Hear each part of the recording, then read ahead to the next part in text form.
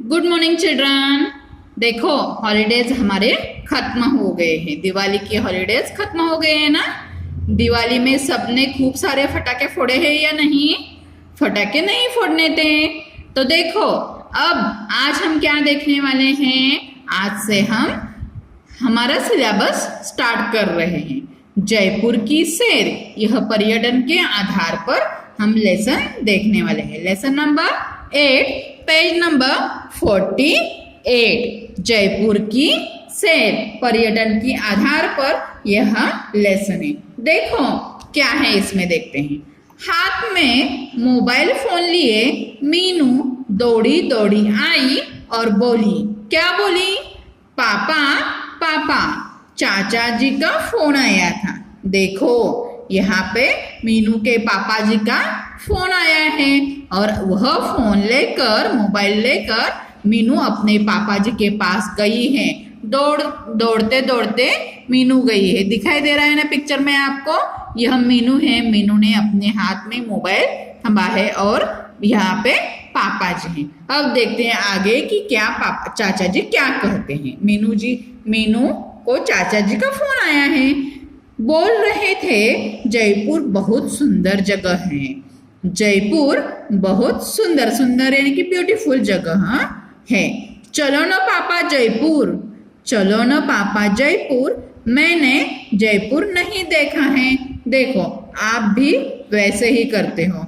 मौसी का फोन आता है, चाची का फोन आता है, चाचा जी का फोन आता है, तो आप क्या करते हैं, वही रट लगाए रहते हैं कि हम भी वहां चलते हैं। फिर क्या था, मीनू के माता पिता ने जयपुर जाने का कार्यक्रम बना लिया। कार्यक्रम यानी कि क्या, प्रोग्राम बना लिया। फिर क्या था, मीनू के माता पिता ने जयपुर जाने का कार्यक्रम बना लिया यानी कि प्रोग्राम बना लिया। कोई 4-5 घंटे में वे कार से चाचा जी के घर जा पहुंचे। 4-5 घंटों में ही वह जयपुर सिटी में पहुंच गए। चाचा जी जौहरी बाजार में रहते थे।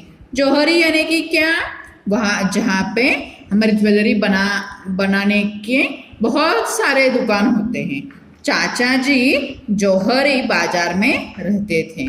वहाँ हल्के नाश्ते और गपशप के बाद सभी हवा महल के लिए रवाना हुए। देखो वहाँ क्या किया उन्होंने, चाचा जी के यहाँ जाके हल्का सा नाश्ता कर दिया और थोड़ी सी गपशप होने के बाद, बातें होने के बाद क्या किया, सभी हवा महल के लिए रवाना हुए। आधे घंटे बाद मीनू हवा महल के, जिसे उसने चित्रों, हवा महल के सामने खड़ी थी। देखो आधे घंटे के बाद मीनू कहाँ पे जाके पहुंची, हवा महल के सामने। वही हवा महल जिसे उसने चित्रों में कई बार देखा था। उसने क्या किया था, चित्रों में उस हवा महल को बहुत सारे बार देखा था, पर असल में पहली बार ही देख रही थी। पहली बार देख रही थी। इतना प्यारा राजसी महल जिसके चारों तरफ लाल और गुलाबी बलुआ पत्थर क्या थे। देखो इतना प्यारा राजसी महल जिसके चारों तरफ लाल और गुलाबी बलुआ पत्थर की बनी खूबसूरत जालियां और बीच में गुंबद है। अब देखो बलुआ का मतलब क्या है, रेत से मिला हुआ। और गुंबद का मतलब क्या है, इमारत पर अर्ध गोलाकार शिखर। इमारत पर जो घुमट होते हैं ना, गुंबद, अर्ध गोलाकार जो शिखर बनाया होता है उसे गुंबद कहते हैं। हवा महल की अनोखी और सुंदर कलाकारी देखो और एक बार देखो। इतना प्यारा राजसी महल जिसके चारों तरफ क्या थे, लाल और गुलाबी बलुआ पत्थर थे। कैसे, चारों तरफ लाल और गुलाबी बलुआ पत्थर थे। गुलाबी बलुआ की बनी खूबसूरत जालियां, और देखो कैसी जालियां थी, बलुआ पत्थर की लाल गुलाबी खूबसूरत जालियां और बीच में क्या थे, गुंबद है। हवा महल की अनोखी और सुंदर कलाकारी देखकर तो मीनू चकित रह गई।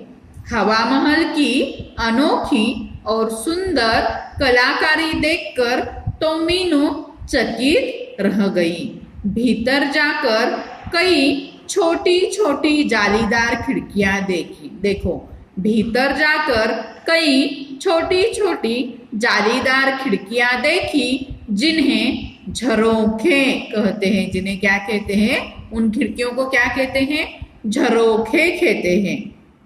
इन झरोखों से हमेशा ठंडी हवा इन झरोखों से हमेशा ठंडी हवा महल के भीतर आती जाती रहती है। देखो, हम भी विंडोज यानी कि खिड़कियां किसके लिए रखते हैं? क्योंकि उस खिड़कियों से हमेशा हमें फ्रेश एयर मिलती जानी चाहिए, इसलिए, जिसके कारण इसे हवा महल कहते हैं। देखो क्या बताया गया है, हवा महल क्यों बताया गया है। देखो और एक बार, हवा महल की अनोखी और सुंदर कलाकारी देखकर तो मीनू क्या हो गई? चकित हो गई। लेकिन देखो आगे क्या है, भीतर जाकर कई छोटी छोटी जालीदार खिड़कियां देखी। इन्हें क्या कहते हैं? झरोखे कहते हैं। देखो यहाँ पे दिखाई दे रहा है, हवा महल का पिक्चर दिखाई दे रहा है। ये बहुत सारी यहाँ पे झरोखे दिखाई दे रहे हैं ना, ये बहुत सारी खिड़कियां ही दिखाई दे रही है। इसे हवा महल क्यों कहते हैं? देखो, जाली भीतर जाकर कई छोटी छोटी जालीदार खिड़कियां दिखाई दी, जिन्हें झरोखे कहते हैं। इन झरोकों से हमेशा ठंडी हवा महल के भीतर आती जाती हैं, जिसके कारण इसे क्या कहते हैं? हवा महल कहते हैं। क्योंकि यहाँ पे बहुत सारे झरोखे हैं और इन झरोकों से भीतर बहुत हवा आती है, इसी कारण इसे क्या कहते हैं? हवा महल कहते हैं। चाचा जी ने मीनू को बताया कि इन झरोकों की कुल संख्या 953 है, 953। इन झरोकों की कुल संख्या कितनी है? हवा महल में कितने ऐसा क्वेश्चन भी पूछा जा सकता है कि हवा महल में झरोखों की कुल संख्या कितनी है, तो आपको क्या लिखना है? 953, यानी कि क्या? 953 है। इन झरोखों में रंगीन शीशे लगे हैं। इन झरोखों में कैसे शीशे लगे हैं? रंगीन शीशे लगे हैं। जब सूरज की रोशनी इन शीशों से होकर हवा महल के कमरे में आती है। देखो, जब सूरज की रोशनी इन शीशों से होकर हवा महल के कमरों में आती है तो पूरा कमरा इंद्रधनुषी चमक से भर जाता है। ऐसा क्यों हो सकता होगा? तो देखो, यहाँ पे बहुत सारे अलग अलग रंग के क्या होते हैं? शीशे बनाए वहां पे लगाए हुए हैं। तो इन अलग अलग रंगों के शीशों में से क्या होता है? अलग अलग रंगों के क्या आते हैं? उनमें से जो सूरज की रोशनी आती है वो अलग अलग रंगों में आती है। इसी कारण पूरा कमरा इंद्रधनुषी चमक से भर जाता है। चाचा जी ने यह भी बताया कि यह महल महाराजा सवाई प्रताप सिंह ने बनवाया था। देखो, यह महल किसने बनवाया था? महाराजा सवाई प्रताप सिंह ने बनवाया था। आज भी पूरी दुनिया से पर्यटक इसे देखने आते हैं। पर्यटक यानी कि क्या?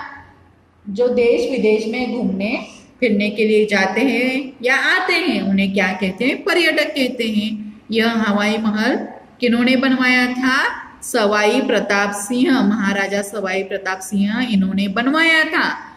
अब देखो, और इस हवा महल में कुल संख्या झरोखों की कितनी है? 953, यानी कि 953 है। इन झरोखों में रंगीन शीशे लगाए हुए हैं। तो देखो, आज हमने क्या देखा? जयपुर की सैर, यह पर्यटन के आधार पर लेसन देखा है। तो आपको क्या करना है? यह लेसन ठीक से रीड करके इसमें जो शब्दार्थ है, डिफिकल्ट वर्ड है, वह आपको अपनी कॉपी में लिखने हैं। धन्यवाद।